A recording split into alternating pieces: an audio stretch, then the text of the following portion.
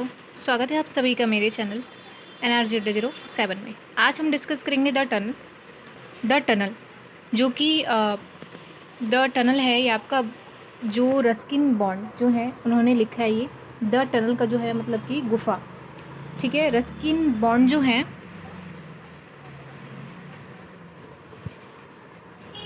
ये भारत व ब्रिटेन के बीच एक बॉन्ड या अटूट रिश्ता इन्होंने बनाया है। इनका जो जन्म हुआ था, क्योंकि हम अगर स्टोरी पढ़ते हैं तो पहले थोड़ा सा ऑथर के बारे में पढ़ लेते हैं कि ऑथर का जन्म या वो कहाँ पे थे या कहाँ के निवासी थे, उन्होंने क्या क्या जो भी रचनाएं की, तो थोड़ा सा उनके बारे में जान लेते हैं। तो इनका जन्म 1934 में हुआ था और वह ब्रिटिश मूल के भारतीय लेखक हैं। और इनका जन्म कहाँ हुआ था? कसौली में हुआ था, जो क्या है तब पंजाब का प्रांत भाग था। अपने प्रकृति प्रेम के कारण उन्हें भारत का वर्ड्सवर्थ कहा जाता है और उन्होंने प्रकृति के साथ अपने आप को एकाएक कर लिया, क्योंकि अभी भी इनका जन्म 1934 में हुआ था और ये अभी भी जीवित है। ये कहाँ है? He still lives in the lap of nature near Mussoorie. तो ये कहाँ रहते हैं कि इनका जो अधिकांश समय है हिमालय की वादियों में बीता, और ये कहाँ रहते हैं? मसूरी में रहते हैं, ठीक है। प्रकृति की गोद में ये मसूरी के समीप रहते हैं। इनको देखिए साहित्य अकादमी पुरस्कार भी मिला 2014 में। इसके बाद इनको पद्म भूषण से भी सम्मानित किया गया है। और इनका जो पहला नोवेल था, जो इन्होंने उपन्यास लिखा था पहला, वो है the room on the roof. इन्होंने बहुत सारी उपन्यास, बहुत सारी कहानियाँ और शॉर्ट स्टोरी लिखी हैं, जिनमें आप vagrant in a valley, ghost story from the Raj, a season of ghost, ऐसे बहुत सारी स्टोरीज क्या हैं इन्होंने लिखी हैं, ठीक है। नेक्स्ट हम चलेंगे समरी ऑफ द स्टोरी। अब समरी ऑफ द स्टोरी क्या है, तो हम स्टार्ट करते हैं। देखिए समरी ऑफ द स्टोरी में आएगा कि ये एक लघु कथा है, यानी शॉर्ट स्टोरी है, जो रस्किन बॉन्ड द्वारा लिखी गई है। आपको लिखना है, मतलब आपको अगर आप इसको आंसर लिखेंगे कि पूछेगा आपसे कि synopsis of the story the tunnel written by Ruskin Bond, या आप समरी ऑफ द स्टोरी लिखिए, तो आपको क्या लिखना है कि जो स्टोरी है the tunnel is a short story written by Ruskin Bond, ठीक है। ऐसे आपको स्टार्ट करना है। और इसका प्रकाशन लघु उपन्यास यानी कि द रोड ऑफ द बाजार में हुआ था, ठीक है। अब देखिए इसमें क्या दिखाया गया है? प्रकृति, यानी कि जो प्रकृति की जो विश्रांति है और जो मानव कर्तव्य, यानी प्रकृति को लेकर जो मानव कर्तव्य हैं उनको दिखाया गया है। इसमें एक छोटा सा बच्चा है जो कि आता है, उसको रेलगाड़ी देखने का क्या होता है, सुरंग से जो रेलगाड़ी निकलती है उसको देखने का उसको बहुत शौक था, ठीक है। उसका नाम सूरज होता है। कैरेक्टर के बारे में हम जान लेंगे कि कैरेक्टर क्या है। कैरेक्टर में देखिए सूरज नाम का लड़का है, ये प्रोटोगेनिस्ट, यानी कि आप इसको हीरो भी मान सकते हैं इस कहानी का। सुंदर सिंह है, ये एक वॉचमैन है। और सूरज कौन है? सूरज के फादर है। इनका नाम नहीं दिया गया है, बस सूरज फादर दिया गया है, ठीक है। तो 3 मेन कैरेक्टर हैं। सूरज के फादर का उतना इसमें मतलब इसमें इतना नहीं दिया गया है उनका काम, की मतलब सूरज के फादर ने क्या किया, उनके नाम क्या था, इतना उनका रोल नहीं है। लेकिन जो मेन रोल है वो सूरज का है और जो वॉचमैन है सुंदर सिंह। तो इसमें क्वेश्चन पूछा जा सकता है कि जो वॉचमैन था उसका नाम क्या था, तो आप आसानी से बता सकते हैं, ठीक है। याद रखेंगे सुंदर सिंह था।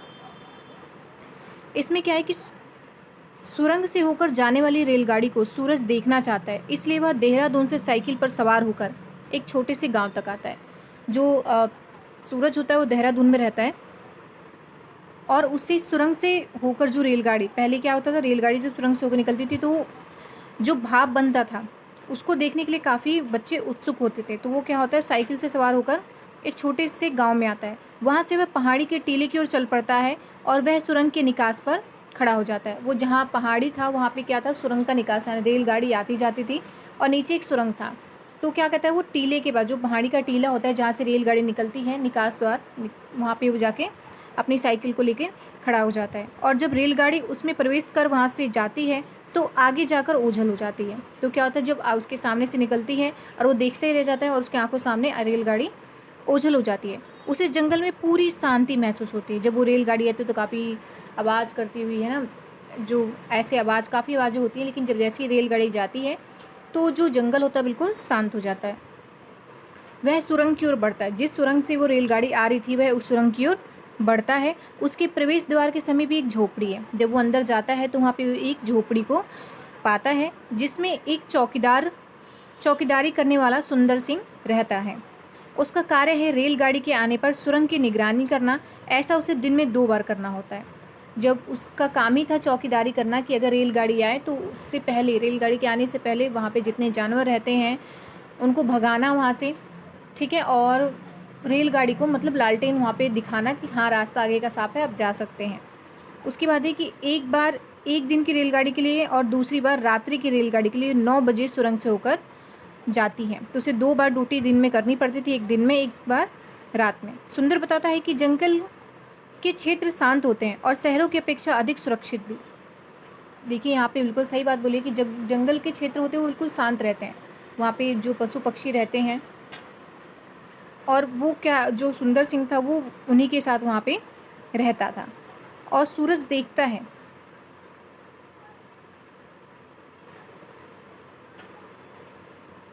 देखता है कि उसकी झोपड़ी के आसपास ना तो लोग रहते हैं ना ही कोई मकान है।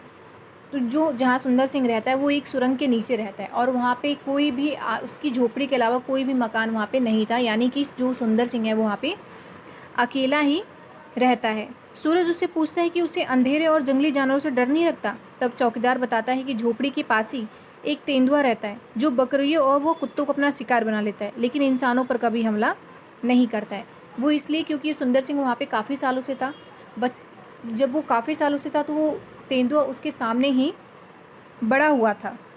हालांकि वो अपने खाने के लिए बकरी और भी जानवरों का शिकार बनाता था, लेकिन वो इंसानों पर हमला नहीं करता था। इसलिए तेंदुआ और सुंदर सिंह का प्राय ही आमना सामना हो जाया करता है। लेकिन जब भी वो ड्यूटी करते हैं सुंदर सिंह तो उनका आमना सामना हो जाता है तेंदुए से। हालांकि तेंदुआ जो है वो ये इम्पॉर्टेंट है, तो आप सुंदर सिंह का नाम याद रखेंगे, ठीक है। तो उनका क्या हो जाता है, सामना हो जाता है। तो बिगनिंग ऑफ स्टोरी में आप देखेंगे कि जो ट्रेन है वो निकलती है, फिर जो सूरज है वो सुंदर सिंह से जाके मिलता है, ट्रेन को देख के एक्साइटेड होता है, ठीक है। उसके बाद हम चलेंगे आपके क्लाइमेक्स टर्निंग पॉइंट पे। क्लाइमेक्स जो आपका टर्निंग पॉइंट है इस पर हम चलेंगे, ठीक है। तो आगे हम चलेंगे इस पर कि अगली संध्या काल में सूरज पुनः चौकीदार के पास आता है। उस दिन तो वो घर पे चला जाता है, लेकिन अगली दिन वो फिर से उस सूरज के पास यानी सुंदर सिंह के पास जाता है। रात्रि रेलगाड़ी आने के तुरंत पहले ही अगली संध्या काल में सूरज पुनः चौकीदार के पास चला जाता है, यानी कि वहाँ के आने से पहले वो वहाँ पे चला जाता है। लेकिन रेलगाड़ी के आने से पहले उन्हें क्या करना होता है, उस तेंदुए की आवाज़ सुनाई देती है। जिस तेंदुए का जिक्र उन्होंने किया था उस तेंदुए का आवाज़ उनको सुनाई देती है। तेंदुए को रेलगाड़ी से बचाने के लिए उसे वहाँ से भगाना होगा। सुंदर सिंह ने कहा कि तेंदुआ लगता है प्लेटफॉर्म पे आ गया है और उसे रेलगाड़ी से बचाना होगा। तेंदुए को रेलगाड़ी से बचाने के लिए वो वहाँ से निकले। दोनों लालटेन और आत्म सुरक्षा के लिए कुल्हाड़ी लेकर सुरंग के भीतर जाते हैं। जब वो सुरंग के भीतर जाते हैं, क्योंकि जो तेंदुआ की आवाज़ आ रही थी तो ऐसा लग रहा था कि वो कहाँ पे है, प्लेटफॉर्म जो प्लेटफॉर्म होता है वहाँ पे रेल की पटरी पे चला गया था। जब वे दोनों उसके भीतर जाकर चिल्लाते हैं तो उनकी आवाज़ की अनुगुंज जैसी सुनाई देती है मानो सैकड़ों लोग वहाँ मौजूद हों। क्योंकि जब वहाँ पे जो सुरंग था वो रेलगाड़ी के जाने के बाद या आने से पहले वहाँ पे कोई नहीं होता था, तो वहाँ पे आवाज़, खाली जगह आवाज़ गूंजती है। जब दोनों ने चिल्लाया तो आवाज़ क्या थी, बहुत ज़्यादा गूंज रही थी। तो जो तेंदुआ था उसको ऐसा लगा जैसे कि बहुत सारे लोग आ गए हैं। जब वो दोनों भीतर तक जाकर चिल्लाते हैं तो उनकी आवाज़ की अनुगुंज जब ऐसे सुनाई देती है जैसे सैकड़ों लोग वहाँ पर मौजूद हों। इन आवाज़ों को सुनकर तेंदुआ वहाँ से भाग जाता है। तेंदुआ क्या होता है, पटरी से हट जाता है। अब दोनों चैन की सांस लेते हैं। उसके बाद जो सूरज होता है वो सुंदर सिंह से बातें करके और विदा लेके अपने घर चला जाता है। उस 1 सप्ताह बाद सूरज रात्रि रेलगाड़ी से अपने पिता के साथ दिल्ली की यात्रा पर जा रहा है, यानी कि 1 हफ्ते बाद वो अपने पिता के साथ दिल्ली जा रहा होता है। वह उस चौकीदार और उसकी झोपड़ी को पहचानना चाहता है, यानी कि जब वो उसी सुरंग से जाता है जहाँ पे वो सुंदर सिंह से मिला था। इसका आशय यह हुआ कि चौकीदार ने सुरंग की निगरानी का अपना कार्य पूरा कर लिया है। यानी कि जब वो देखता है बाहर खिड़की से तो उसे झोपड़ी के बाहर लालटेन और टंगी हुई दिखाई देती है, तो उसको पता चल चुका था कि जो सुंदर सिंह है वो अपना कार्य कर चुका है। इसका आशय है कि चौकीदार ने सुरंग की निगरानी का अपना कार्य पूरा कर लिया है। अब वो रात्रिकालीन विश्राम पर है। सूरज चौकीदार के प्रति कृतज्ञता महसूस करने लगता है, क्योंकि वह सबको आभार व्यक्त किया जाना चाहिए उसके लिए, क्योंकि वो सबके यानी कि वो लाखों लोग या हज़ारों लोग उसमें से आते जाते हैं और वो उन सबकी जान बचाता है। साथ ही वो जंगलों के जानवरों को भी जान बचाता है, जो पूरी वफादारी से अपना कर्तव्य कर रहा है, ताकि रेलगाड़ी और उसमें सवार हजारों यात्रीगण सुरक्षित रूप से अपने गंतव्य तक पहुंच सके। यानी कि जंगल में एक ऐसा इंसान जो इतनी अच्छे से अपने कर्तव्य को निभा रहा है और हजारों लोगों की जान को बचा रहा है, ताकि उनका जो यात्रा हो वो मंगल हो।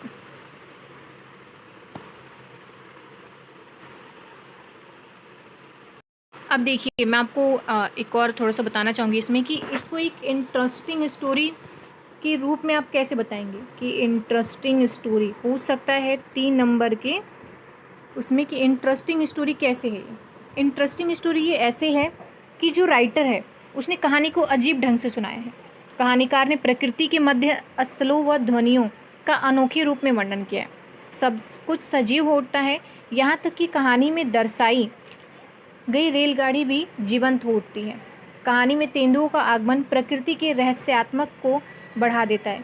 लेखक ने पूरे दृश्यांकन को रहस्य के आवरण में लपेट दिया है। अकेला व्यक्ति पूरे दिन में केवल 2 कार्यों को करता है जो करुणा का भाव जागृत करता है।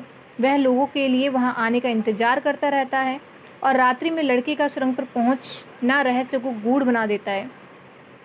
एक अकेला आदमी जो इतने सालों से नौकरी कर रहा है, और सुंदर सिंह की आयु लगभग 40 से 60 वर्ष के बीच की होगी, वो उस समय उतने अकेले जंगल में रहकर भी वो घबराता नहीं है और अपना कार्य निष्ठापूर्वक करता है।